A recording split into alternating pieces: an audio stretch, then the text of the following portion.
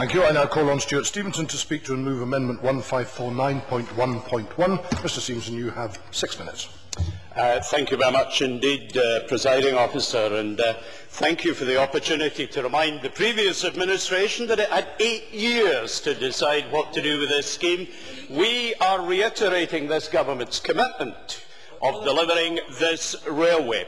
And I want to quote the leader of Borders Council. I very much welcome the positive announcement by the Minister. I'm delighted we've had confirmation that the project's construction will begin in the lifetime of the Scottish Parliament. Jeremy Purvis. Well, just for the record, with regards to part of the passage of this bill through this Parliament, did the Minister vote for the sacking of the Waverley Partnership as promoter of this bill? Minister. Do you know something, Mr Purvis is unable to recognise that we have an effective partnership with all the councils who are involved in this? I very much congratulate the Waverley Rail Partnership on their very valuable contribution to getting us to where we are. We do, of course, have to move on to deliver. We do have to move on to deliver, and I'm delighted that the relationship between the members of the Waverley Rail Partnership and this government are so good and will be so effective in ensuring that this project is delivered on time and on budget. I will say to you that much has been made of the issue of finance. As I advised last week, we intend to deliver this scheme using a non-profit distributing model. That means we'll use the expertise and innovation present in the private sector to deliver this public infrastructure project. The NPD route will provide an opportunity to use the competitive process geared at obtaining the best solutions from the construction and financing markets, while ensuring that any excessive profits will be reinvested for the good of the community. Contrary to the views of certain members, NPD is not new. There have been 3 projects in Scotland developed already using the NPD model. These projects are in the schools sector and are for Argyll and Bute, Aberdeen and for Falkirk. And all 3 projects have reached financial close. Dr Lynn Murray. I just wondered if the Minister would agree with me that in fact this model is a form of PPP. Minister.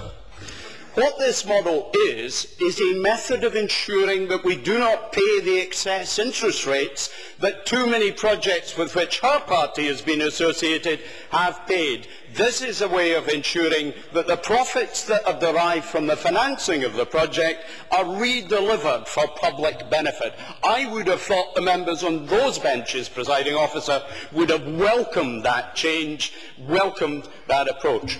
A 4th project for Tayside NHS is currently in procurement using NPD model contract. And of course, Network Rail itself, as a public company owned by the government on our behalf, is in effect an NPD structure delivering at UK levels across infrastructure. In short, NPD is a tried and tested approach used for a number of years under the previous administration, starting in 2005. As I announced in my statement to Parliament last week, the capital costs are indicated to be in the range 235, 295, with a contribution of 30 million from the councils. These are 212 figures. They welcome the stability that there is for their funding contribution. We anticipate the money will be paid back over 30 years. The final timescale will, of course, be agreed with a successful bidder. Very briefly. I'll be grateful. Could the Minister clarify how much of the capital costs he is intending to borrow? Because last week, again on Scotland at 10, Derek Bateman asked Christine Graham, "Borderers will want to know where the money is coming from." She replied, "The amount that this government, our government, said they would commit to the scheme is the same as the previous government. Now, the additional costs will be met from this NPD mechanism spread over a number of years. Will it be the additional costs over the previously committed money, or will it be all of the costs?" Minister. The Borders are not the slightest bit interested where the money is coming from. The Borders are interested in it being spent to deliver a railway for the benefit of the people of the Borders. That's where the interest is. Our plans will ensure this railway is built on time and on budget. In the current testing financial times we find ourselves is there will always be a move by investors to high-quality investments, a flight to quality. And we're already seeing considerable interest in providing the funding via this excellent investment opportunity. We welcome that interest wholeheartedly. It will ensure the Scottish taxpayer gets good value for money. 1 minute. And I do repeat and reiterate our support for this particular project.